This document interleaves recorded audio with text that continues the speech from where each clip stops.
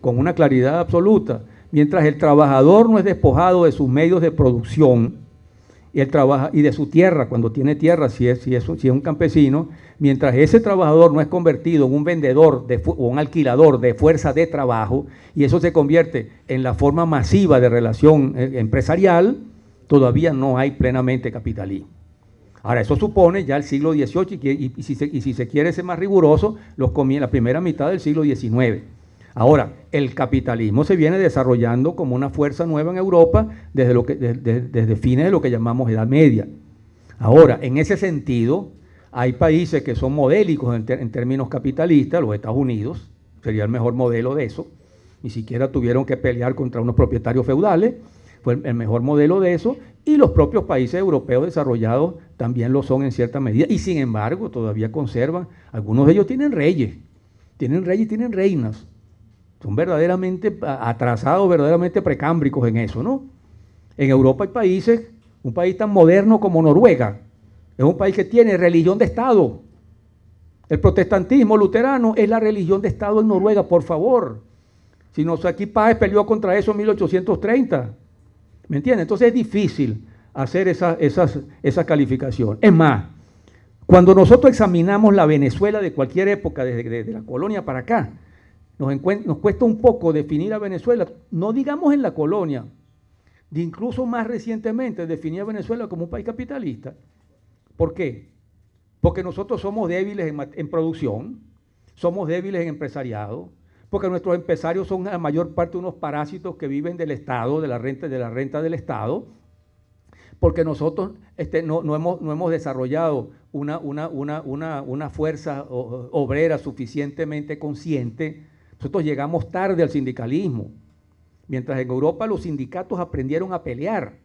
Los primeros trabajadores rompían las máquinas, lo que llamaban ludistas, rompían las máquinas, pues se dieron cuenta que las máquinas no eran el enemigo, era quien las utilizaba. Se organizaron, formaron sindicatos, los sindicatos formaron partidos socialistas, etcétera, etcétera. Pusieron la torta después con la Guerra Mundial, por supuesto, pero había una tradición de sindicatos. ¿Cómo se formaron los sindicatos aquí? Después de que murió Gómez, en la época de López Contreras, entonces los partidos políticos de izquierda se repartieron los sindicatos. Este para ti, este para mí, etcétera, etcétera. Todavía en el año 44, en aquella convención obrera en que sale Ramón Quijada a sapear a los comunistas, a decir que tenían la mayoría de los trabajadores en esa convención, a acusar de que eso estaba dominado por los comunistas, y tuvo Medina que intervenir con el famoso inciso 6 de la Constitución lopecista, y después se excusó diciendo que él cambió ese inciso cuando pudo. Pero entonces nosotros llegamos tarde al sindicalismo en ese sentido. Otros países latinoamericanos lo tuvieron antes, tuvieron sindicatos antes, los tuvo Chile, los tuvo Argentina, los tuvo México. Nosotros con esa dictadura de Gómez llegamos más tarde. Y los sindicatos nuestros entraron politizados, reparto de partidos que se cogían los sindicatos. Nunca tuvieron independencia de clase. Entonces, bueno, uno empieza a encontrar esos elementos, y la caracterización de Venezuela es la de un país capitalista, ¿verdad? Exacto, dependiente, atrasado, sin una burguesía propia, sin que esa burguesía pudiera tener una conciencia patriótica. ¿O es que ustedes vieron la burguesía inglesa, la burguesía francesa han tenido conciencia patriótica?